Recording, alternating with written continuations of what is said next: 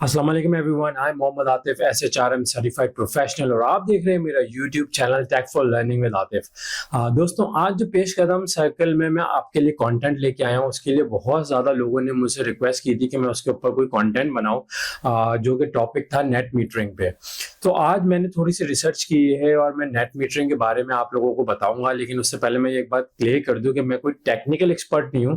मैंने एक अपनी रिसर्च की, अपनी एक स्टडी किया, जिसके मुताबिक मैं आपको आज कुछ चीजें बताने वाला हूं। बहुत सारे लोगों ने पूछा कि नेट मीटरिंग होती क्या है। तो बेसिकली नेट मीटरिंग आप इस तरह समझे कि नेट मीटरिंग जो है एक पॉलिसी है जो कि नेपरा से अप्रूव है, जिसमें आप अगर खुद इलेक्ट्रिसिटी प्रोड्यूस कर रहे हैं। फॉर एग्जांपल, अगर आपने घर पे सोलर पैनल्स लगाए हुए हैं, तो सोलर में अगर आपने 10 केवीए की बिजली बना रहे हैं आप, और उसमें से आपका इस्तेमाल 5 या 6 केवीए हो रहा है, तो 4 केवीए जो है वो आपका बच रहा है, जो कि आप नेट मीटरिंग के थ्रू अपनी पूरे पाकिस्तान में जो भी आपकी डिस्ट्रीब्यूशन कंपनी है, आप उसके साथ शेयर कर सकते हैं, जिसका आपको बेनिफिट मिल सकता है। अच्छा, नेट मीटरिंग कराने के लिए हमें सबसे पहले जानना ये जरूरी है कि नेट मीटरिंग किस तरह की हो सकती है। तो हमारे पास 3 सिचुएशन आती हैं। पहली सिचुएशन होती है जिसके अंदर हम कह सकते हैं कि ऑन ग्रिड होता है, ऑफ ग्रिड होता है और एक हाइब्रिड होता है। ये 3 मॉडल है। पहले हम बात करते हैं ऑफ ग्रिड क्या होता है। ऑफ ग्रिड के अंदर आपको समझने की जरूरत है कि अगर आपने इलेक्ट्रिसिटी जनरेट आप कर रहे हैं, फॉर एग्जांपल अगर आपने कोई ऐसी जगह जहां आपने सोलर सिस्टम अपना लगा लिया है और आप उससे इलेक्ट्रिसिटी प्रोड्यूस कर रहे हैं, और वो 10 केवीए आपके 6 केवीए आपके इस्तेमाल में है, 4 केवीए आपकी बच रही है, लेकिन आपके पास कोई भी डिस्ट्रीब्यूशन कंपनी का नेटवर्क अवेलेबल नहीं है, जिसकी वजह से आपके जो वो 4 केवीए बच रहे हैं वो एक तरह से वेस्ट हो रहे हैं। तो ऑफ ग्रिड के अंदर तो आप नेट मीटरिंग नहीं कर सकते। फिर बात आती है ऑन ग्रिड की। तो ऑन ग्रिड में मैं आपको बताऊं कि ऑन ग्रिड के अंदर जो है, ऑन ग्रिड सिस्टम के अंदर आप बिल्कुल नेट मीटरिंग कर सकते हैं।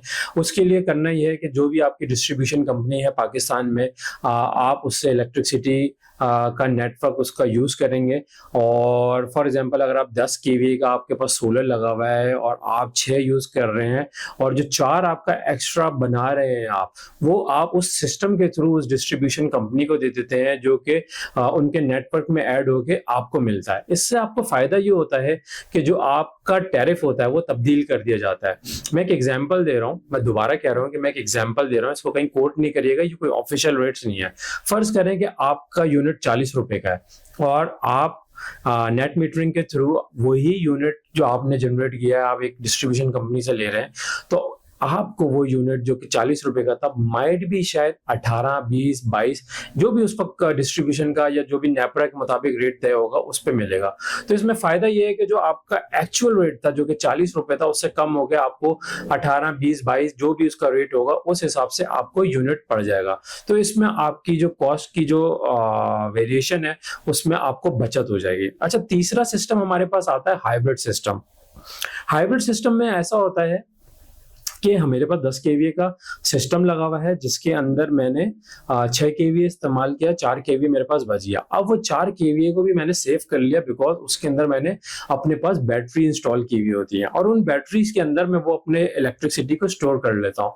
अब फॉर एग्जाम्पल, अगर मैं रात में भी उसको यूज करूँ तो मैं रात में भी वो बिजली इस्तेमाल कर सकता हूँ। तो 4 में से अगर मैंने 2 केवीए वहां पे इस्तेमाल कर लिया तो मेरे पास 2 केवीए बचे। तो वो 2 केवीए मैं फिर अपने डिस्ट्रीब्यूशन कंपनी में उनके ग्रिड सिस्टम के थ्रू मैं उनको दे सकता हूं, जिसके बाद वो ही मेरे पास जो एग्जिस्टिंग मीटर था उसके अंदर एडजस्टमेंट हो जाती है, वो उसके अंदर जमा हो जाते हैं। आपने देखा होगा बहुत सारे लोग नेट मीटरिंग करते हैं, उनका बिल माइनस में आ रहा होता है। तो यही वजह होती है कि उनकी एक्चुअल कंजम्पशन से ज्यादा वो इलेक्ट्रिसिटी प्रोड्यूस कर रहे होते हैं, जिसकी वजह से उनका बिल माइनस आ जाता है, जो कि एडजस्टमेंट हो जाती है। तो ये 3 चीजें हैं। तो इससे हमारा क्लियर हो गया कि जनाब, ऑफ ग्रिड तो हम बिल्कुल नेट मीटरिंग के लिए यूज नहीं कर सकते। हाँ, ऑन ग्रिड में हम कर सकते हैं और हाइब्रिड के अंदर हम कर सकते हैं। अब बात ये आती है कि हम नेट मीटरिंग को कनेक्शन किस तरह हासिल कर सकते हैं। तो बहुत आसान तरीका है। अगर आप कराची में रहते हैं तो के इलेक्ट्रिक ने पूरा नेट मीटरिंग की एक पॉलिसी अपनी डिफाइन की हुई है, जो कि उनकी वेबसाइट के ऊपर भी अवेलेबल है। तरीकेकार मैं आपको थोड़ा सा बता देता हूँ, थोड़ा शॉर्ट करके, कि इसका तरीकेकार कुछ इस तरह से है कि अगर आप नेट मीटरिंग का कनेक्शन लेना चाह रहे हैं तो सबसे पहले आपको एक एप्लीकेशन रजिस्टर करानी है, और वो आपकी एप्लीकेशन रजिस्टर कराएगा वेंडर, जो कि ऑथराइज वेंडर होगा के इलेक्ट्रिक से, और वो नेपरा का उसके पास लाइसेंस भी होगा। वेंडर का काम ये है कि वो जो भी आप जिस लोकेशन के ऊपर अपनी नेट मीटरिंग करवाना चाह रहे हैं वो उस पूरे सिस्टम को स्टडी करेगा और आपको पूरा केस बनाएगा, और उसके बाद वो सबमिशन कराएगा। जब वेंडर उसको सबमिशन करा देता है तो सेकंड स्टेज में जब आप आते हैं तो फिर के इलेक्ट्रिक की टीम जो है आपका सर्वे करती है, और जो वेंडर ने आपका केस बना के सबमिट कराया होता है उसको वेरीफाई करती है कि आया वो हमारे नेटवर्क पे के मुताबिक वो केस बना हुआ है या उसमें कोई कमी बेशी है या वेंडर से कोई गलती हो गई।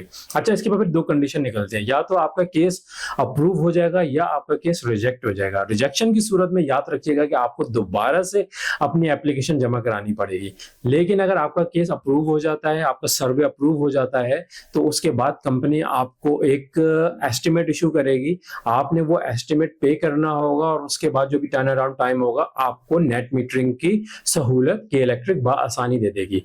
अगर आप चाहें तो के इलेक्ट्रिक की वेबसाइट पे, जैसे मैंने बताया, वहां पे FAQs भी मौजूद है, वहां पे ऑथराइज रजिस्टर्ड वेंडर की लिस्ट भी मौजूद है, आप उस सबको भी स्टडी कर सकते हैं। अगर आपको मेरा कंटेंट आज का पसंद आया होगा तो आई होप आप इसको लाइक करें, शेयर करें, और मेरे channel tech for learning with Atif को ज्यादा से ज्यादा लाइक और सब्सक्राइब करें, ताकि मैं इस तरह मालूमाती वीडियो आपके लिए और ज्यादा बनाऊं। उम्मीद करता हूं आपको आज का वीलॉग मेरा पसंद आया होगा। अगले वीलॉग में इंशाल्लाह दोबारा मिलेंगे। आपने बहुत सारा ख्याल रखिएगा। अल्लाह हाफिज।